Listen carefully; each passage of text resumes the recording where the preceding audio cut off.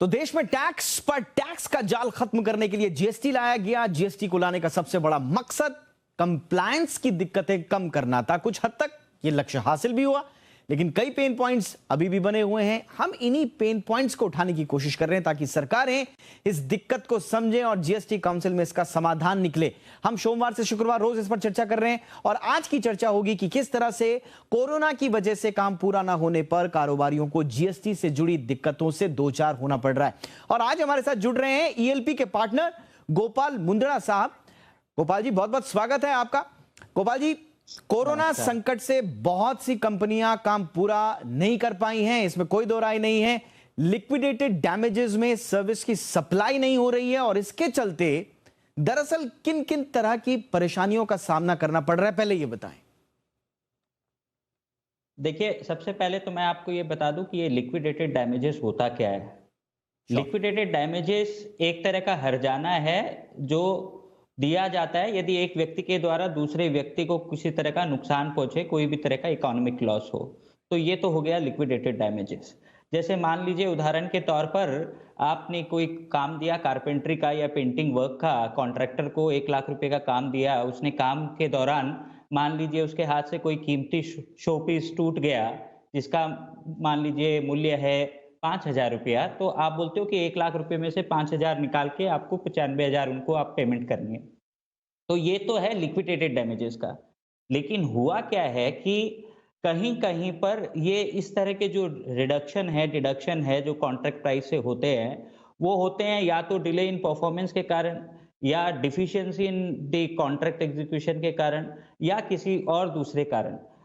तो कहना यह है कि जैसे मान लीजिए किसी को ये कॉन्ट्रैक्ट दिया गया और हम सब जानते हैं कि कोरोना काल के कारण, महामारी के कारण जनजीवन, उद्योग धंधे, व्यापार, कारोबार सब बुरी तरीके से प्रभावित हुए। कुछ लोगों के कॉन्ट्रैक्ट कैंसिल हो गए और कुछ लोगों के कॉन्ट्रैक्ट में डिले हो गया परफॉर्मेंस में। ये सारे जो कॉन्ट्रैक्ट होते हैं स्पेसिफिकली आपके रियल एस्टेट सेक्टर में, इंफ्रास्ट्रक्चर के सेक्टर में, यहाँ पर ये सारे कॉन्ट्रैक्ट एक निश्चित समय अवधि के अंतराल में ही पूरे करने होते हैं।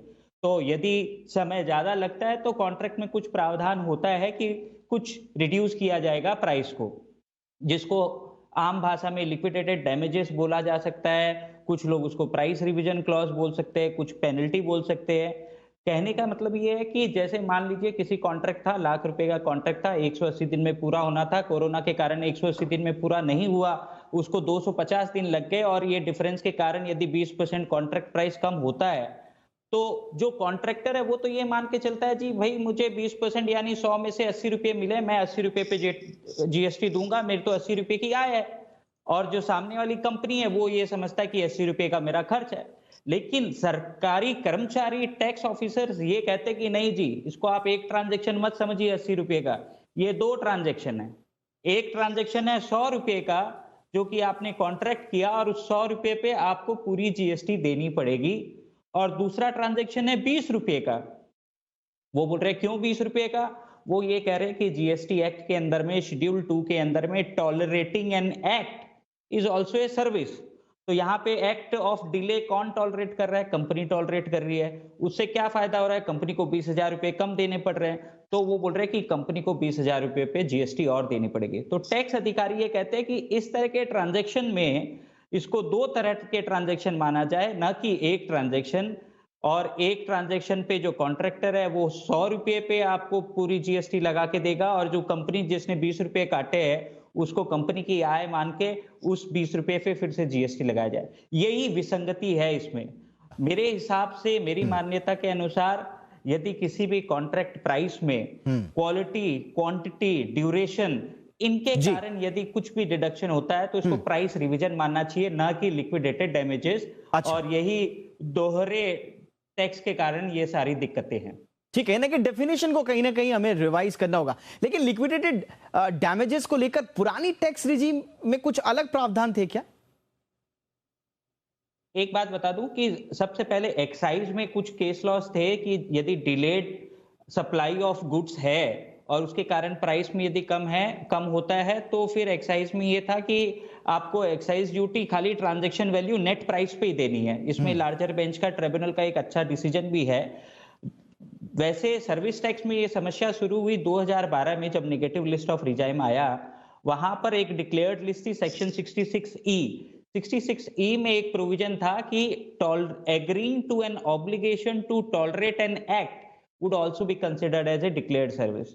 So agreeing to obligation to tolerate an act, तो सरकार वही एक्सप्रेशन जीएसटी में शेड्यूल 2 में भी है, और इसके चक्कर में ही बहुत सारे टैक्स लिटिगेशंस हो रहे हैं, बहुत सारे केसेस में लोगों को नोटिसेस वगैरह आ रही है।